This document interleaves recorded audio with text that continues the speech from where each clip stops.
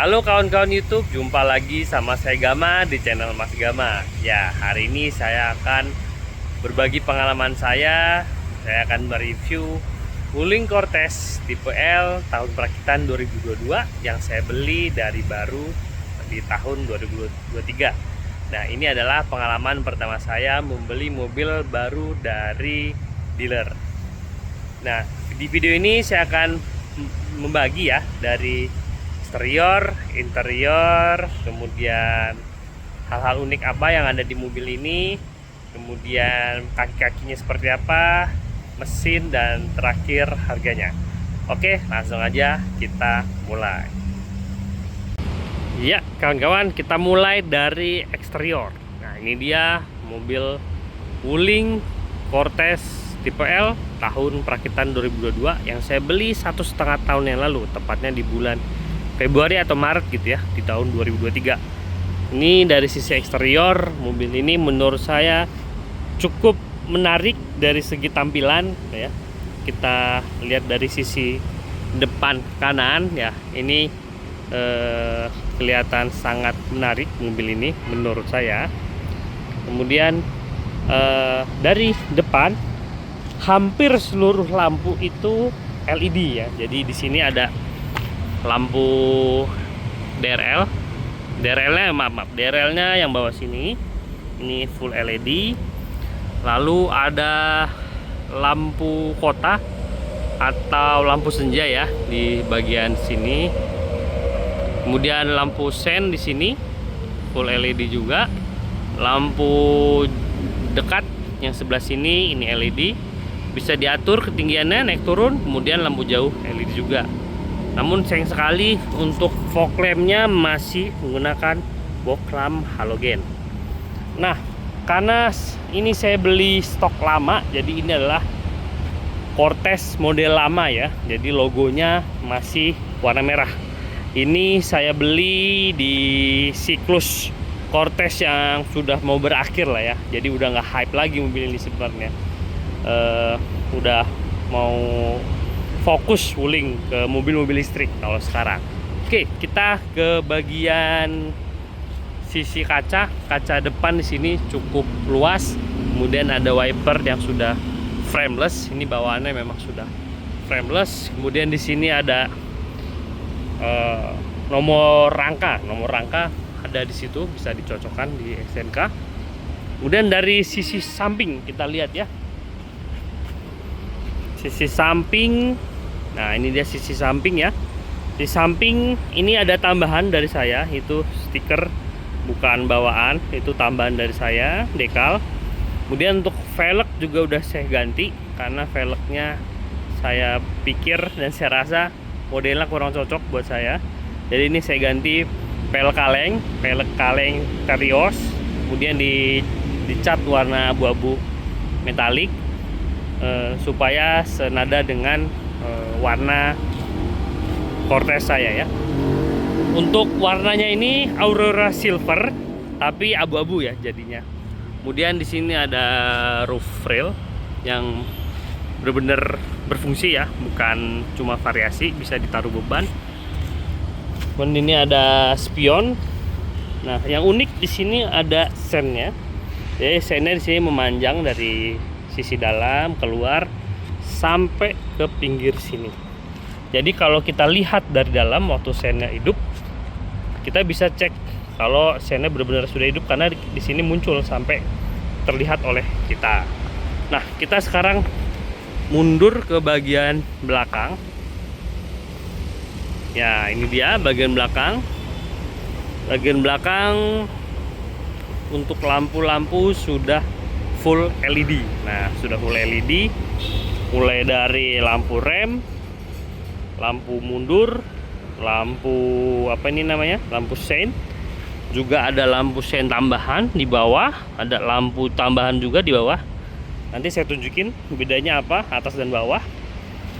Kemudian di sini ada wiper, tapi belum ada defogger. Nah, hal yang unik lagi selain sen tadi di spion, kita bisa lihat di sini nggak ada tonjolan untuk washer ya. Washer. Nah, di mana washernya? washernya itu ada di sini. Nah, ini ada lubang kecil. Nah, ini washer. Jadi washernya gabung dengan high mount stop lamp. Nah, gabung dengan lampu rem yang di sebelah atas. Kemudian kita lihat dari sisi samping. Saya tuh paling suka sebenarnya Cortez tuh dari belakang. Saya suka modelnya. Kalau kata orang modelnya mirip Audi ya. Audi tipe apa gitu ya, saya nggak hafal. Cuma saya memang paling suka di bagian belakang. Jadi kalau dibuka seperti ini, lampunya ikut terangkat.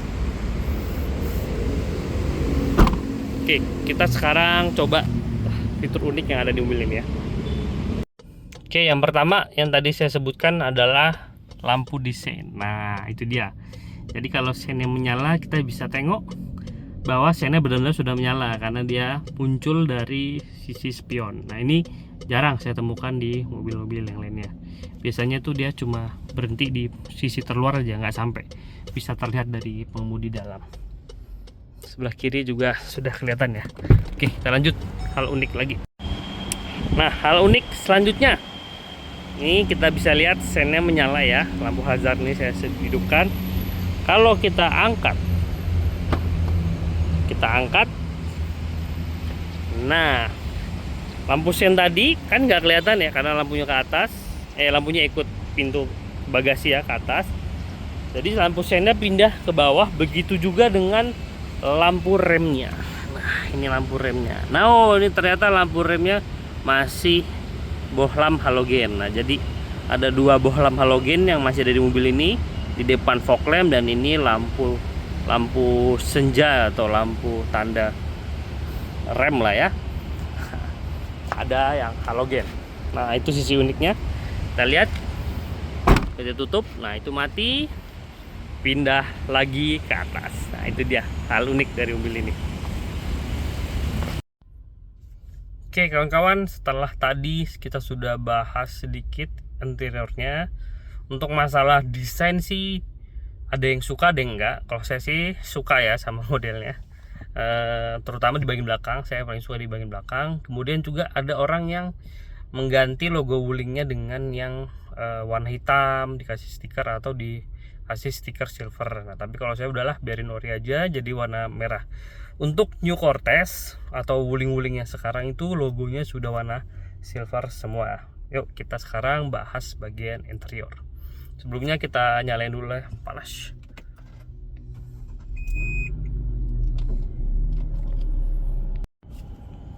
Kawan-kawan sekalian, ini dia layout dari dashboard Wuling Cortez tipe L. Kita mulai mungkin dari bagian tengah. Di sini ada head unitnya. Head unitnya ini saya kurang tahu berapa inci. Tapi di sini ada hal yang unik lagi menurut saya. Di sini ada jam analog yang modelnya itu mirip-mirip Mercy. Kalau nggak salah ya, mirip Mercy. Kemudian di atasnya ada juga jam analog. Kemudian untuk kontrol AC di sini sudah digital. Di sini ada pengaturan fan speed, ada pengaturan open close air, lalu ada mode arah semburan. Ini kaki dan atas, ini kaki aja, itu yang depan. Nah, ini yang mode standarnya ke depan saja. Kemudian di sini ada pengatur suhu paling rendah itu sekitar 18 ya, lalu paling tinggi di angka 32 ya. Jadi mobil ini ada heaternya. Kemudian untuk shifter mobil ini kan mesinnya 1500 turbo dengan CVT. Ini ada PRND, lalu ini bisa digeser mode manual, maju untuk plus, bawah untuk minus, lalu belakang lagi untuk mode sport.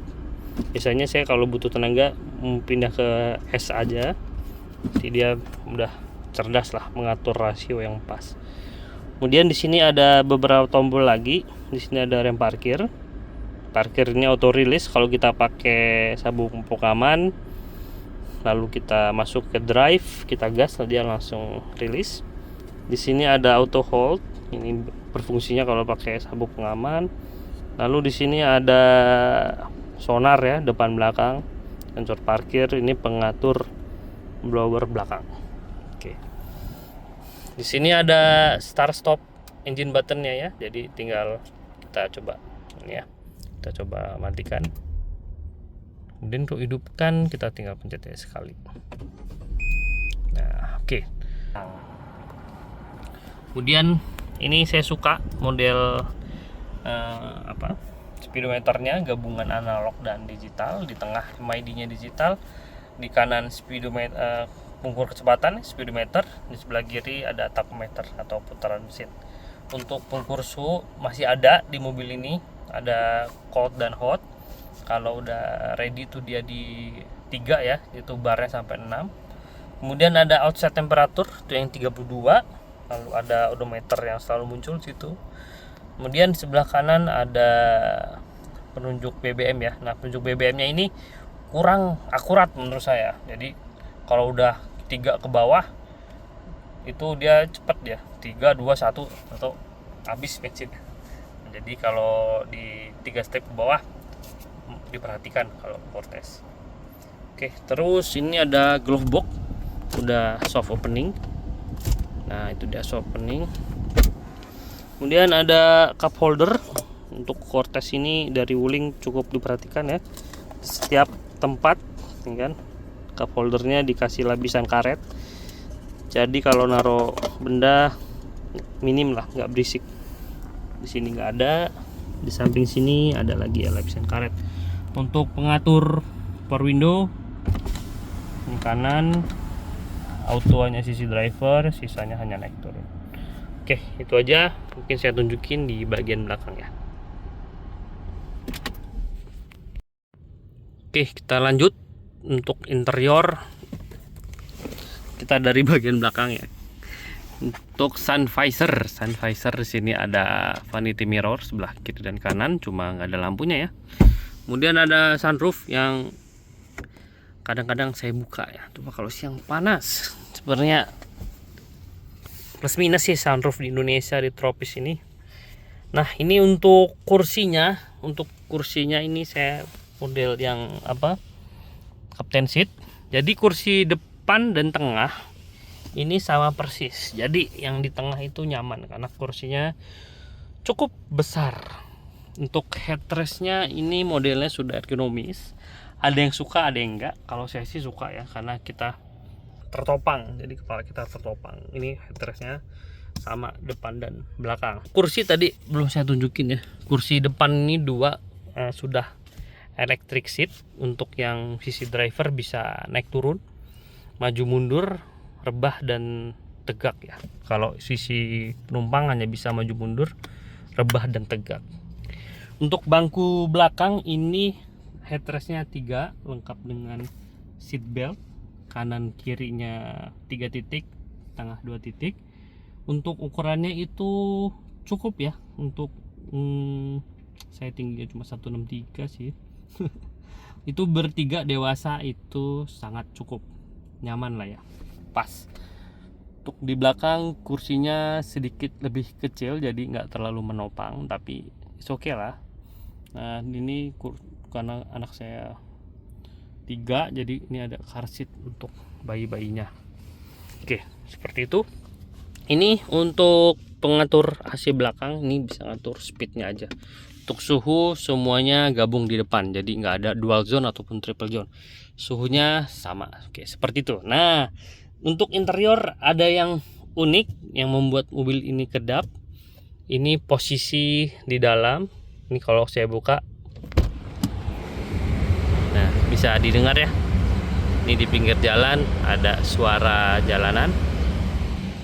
Begitu ditutup ini kedap. Nah, ini kenapa? Ini hal yang unik lagi, akan saya tunjukkan.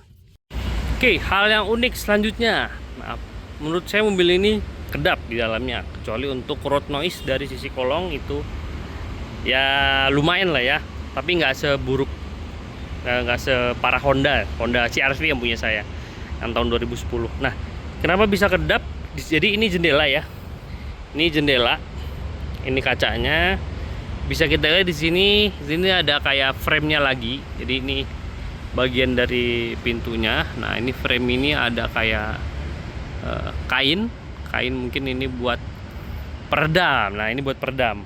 Ini saya belum temukan di mobil-mobil Jepang yang pernah saya gunakan ya. Tapi mobil Jepang yang saya gunakan mungkin paling mahal cuma Innova ya. Mungkin kalau di mobil mewah ada model seperti ini. Jadi ini kacanya, nah dia tuh kalau menutup dia ditekan lagi sama lapisan ini. Nah ini yang membuat mobil ini lebih kedap lagi. Oke, seperti itu. Oke kawan-kawan, jadi eksterior udah, interior udah. Sekarang kita masuk ke bagian kaki-kaki. Oke, untuk kaki-kaki depan, untuk ukuran bannya 205/55 R16. Ini bannya udah bukan bawaannya karena bannya Peang 1 karena di jalan tol. Ini udah diganti ke Bridgestone Ecopia ya kalau nggak salah. Iya benar, Ecopia EP150 dengan ukuran yang sama. Pelek yang udah saya ganti pakai pelek Terios. Ini dopnya saya beli yang Daihatsu. Untuk depan pakai cakram. Terus suspensinya McPherson Strut dengan EPS. Jadi cakramnya juga sudah berventilasi. Lalu power steeringnya pakai EPS. Untuk bagian bawah ada beberapa cover, cuma nggak semuanya tertutup. Sekarang kita pindah ke bagian belakang. Ini ban bawaan aslinya Cortez itu pakai Goodyear Assurance yang Triple Max. Ukurannya sama 25/55 R16. Untuk belakang ini sudah menggunakan rem cakram dengan electronic parking brake. Yang electronic parking brake-nya jadi satu di cakramnya, jadi nggak pakai rem parkir tromol. Jadi rem parkirnya sama rem servisnya itu sama di bagian cakramnya. Karena ada tuh mobil dengan rem cakram bagian belakang, untuk rem parkirnya itu pakai tromol, pakai bagian drum tromolnya untuk rem parkir. Untuk suspensi belakang dia model independent multi-link dengan satu arm ya kalau nggak salah ya, atau apalah ya, saya kurang paham. Pokoknya dia kalau kena beban, dia ban belakangnya jadi agak masuk ke dalam. Nah jadinya dia agak makan dalam ya kalau isi muatan penuh seperti itu. Jadi untuk mobil ini nggak bisa dirotasi. Jadi mobil ini, mobil-mobil saya sebelumnya ada ini CR-V, Civic, terus Serena itu nggak bisa dirotasi bannya, karena kalau dirotasi bannya makan dalam pindah ke depan, jadi nambah banyak ban yang makan dalam bagian belakang. Itu normal kok untuk mobil-mobil dengan suspensi independen yang model gini. Ada juga sih yang model independen, dia multi-link atau double wishbone gitu nggak salah namanya. Jadi dia kalau kena tekanan, mobilnya bodinya turun, bannya tetap lurus dia naik ke atasnya. Kalau ini miring masuk ke dalam, jadi agak chamber negatif apa positif nggak tahu saya. Oke, jadi kaki-kaki mungkin itu aja karena kita masuk ke bagian mesin ya. Oke kawan-kawan, ini mendekati bagian terakhir, kita masuk ke bagian mesin. Untuk bagian mesin ya, jadi untuk powertrainnya ini pakai internal combustion engine. Dia 1500 cc dengan turbo. Ini turbonya kecil, lalu ada intercooler ya, ada intercooler di sini. Masuk ke throttle body ya, masuk ke intake, masuk mesin. Nah, untuk ruang mesinnya ini sudah rapi ya. Ini baru saya cuci tadi pagi. Udah ada covernya, nanti covernya kita buka untuk kejelasin lagi bagian-bagiannya. Saya buka dulu ya.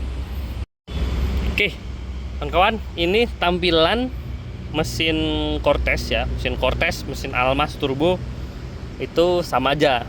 Kalau Almas mungkin yang pertama itu pakai mesin 1800 cc. Yang mana mesin itu konstruksinya mirip dengan Toyota Corolla Altis. Jadi beberapa part itu sama persis, bisa tukar pakai. Kalau ini, kalau saya cari-cari sih, sepengetahuan saya, ini mesin yang didevelop oleh Wuling dan juga Chevrolet ya. Jadi Wuling ini memang ada bagiannya dari Chevrolet, jadi banyak teknologinya yang saling tukar gitu ya. Mesinnya 1500 cc turbo. Ini tadi turbonya udah saya tunjukin. Kemudian ini untuk pengapiannya udah pakai COP atau coil on plug atau individual coil atau distributorless coil ya. Jadi satu busi menggunakan satu coil. Seperti mobil-mobil zaman sekarang. Nah, untuk drivetrain atau transmisi ya, betul nggak itu istilahnya? Ini pakai transmisi CVT. Nah, transmisi CVT-nya ini nggak terlalu responsif ya, nggak seperti Honda. Cuma ya lumayan lah ya, lumayan. Kalau diganti transmisi konvensional mungkin lebih enak. Kalau yang AMT di versi awal itu kurang smooth ya, karena perpindahan giginya kadang-kadang gasnya nggak pas atau gimana gitu. Tapi ada tips dan triknya untuk menggunakan mobil itu. Oke, terus apalagi bisa saya jelasin, throttle bodinya di bagian situ, mereknya nggak tahu pakai merek apa. Untuk master rem di situ dengan boosternya. Kemudian di sini ada saringan filter udara boxnya ya. Ini harusnya bentar lagi ganti filter. Kemudian di sini ada bagian yang sering bocor di mesin mesin Cortez dan Almas, ada seal vakum ya. Jadi ini vakum ke booster rem ini ya, selang ini.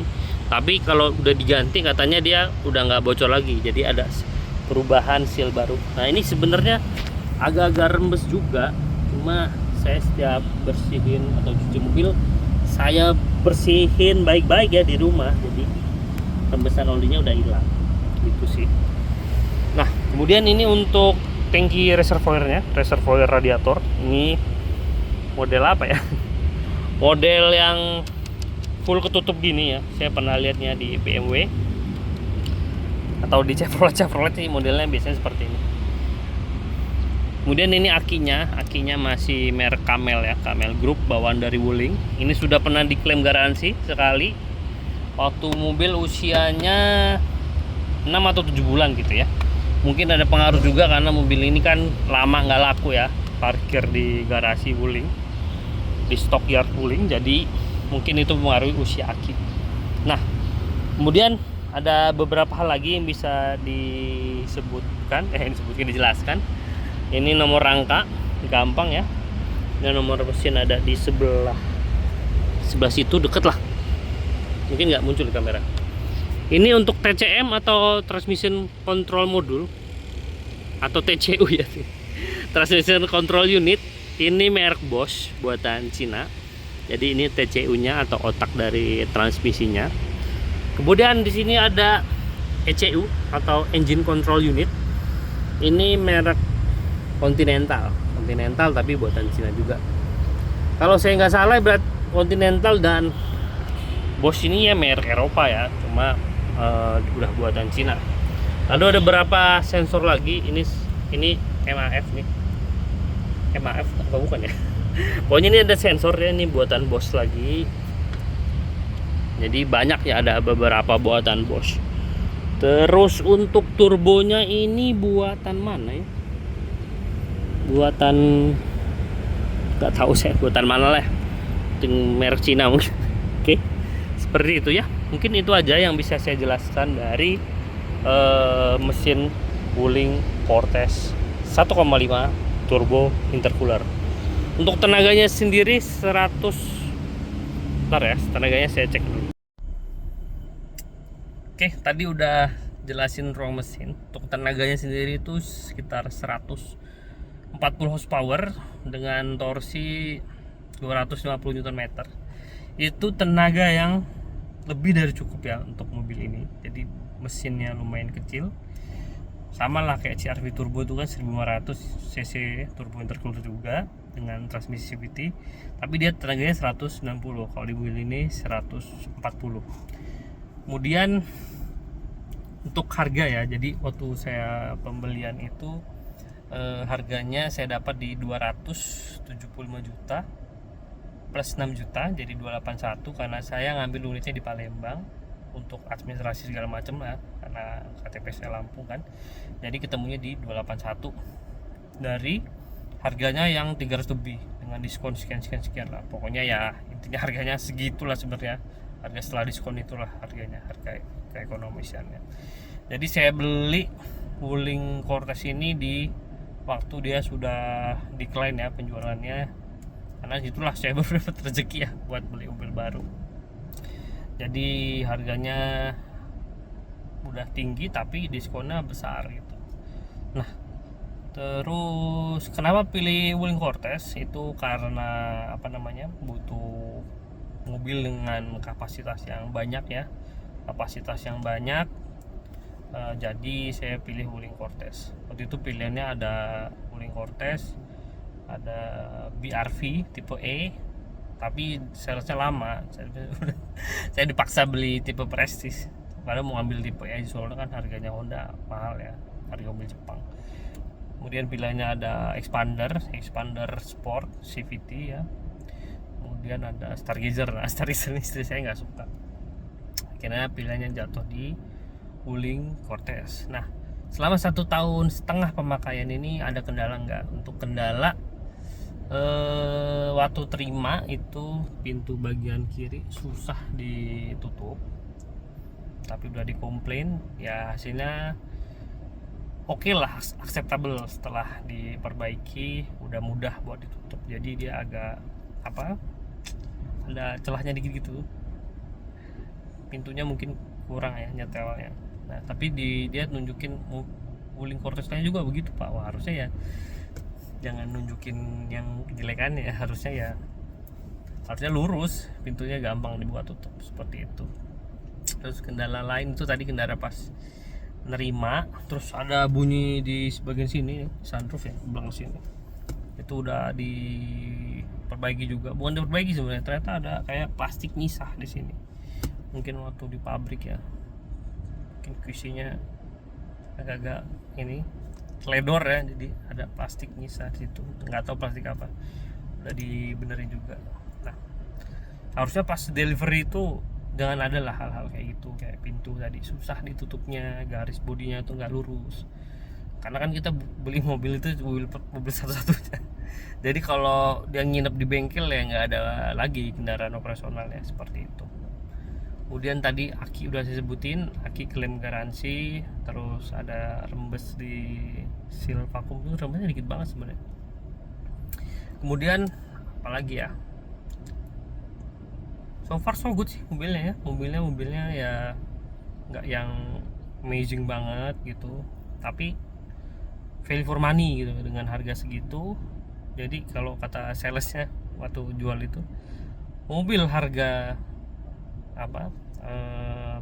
Avanza Veloz, enggak lah, Avanza ya, Veloz mahal jauh tadi.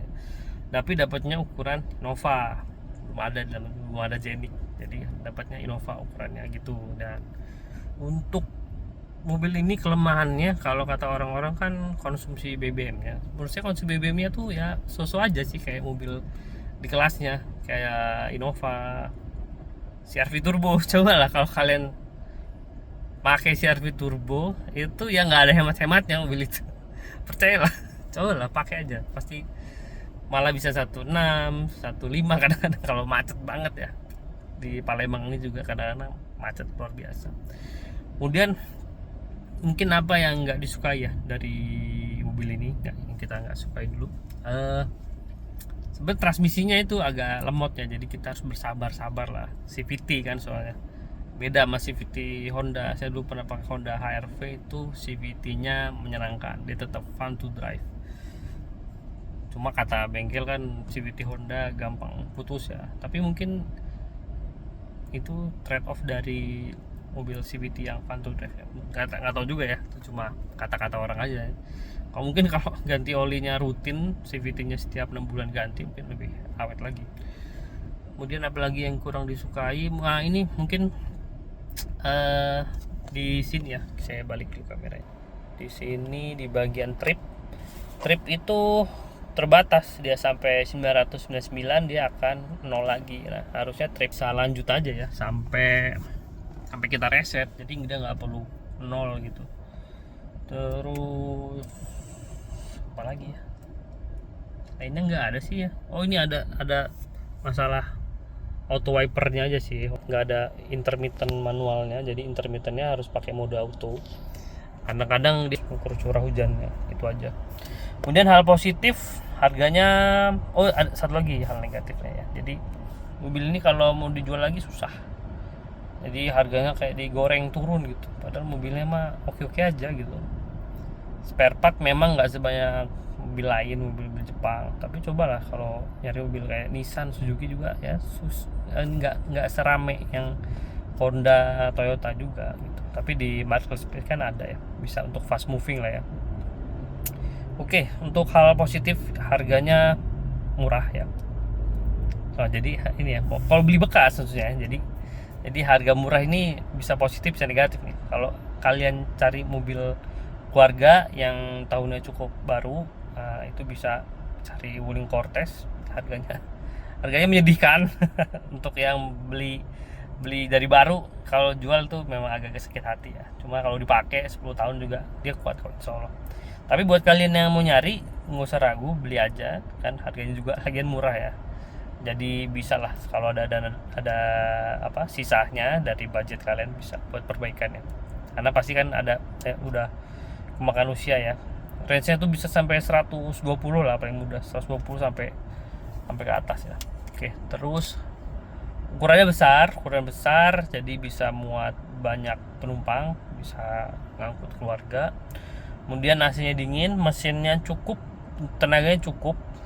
Mesinnya mungkin kuat ya, tapi transmisinya memang kurang smart gitu ya, agak lemot gitu.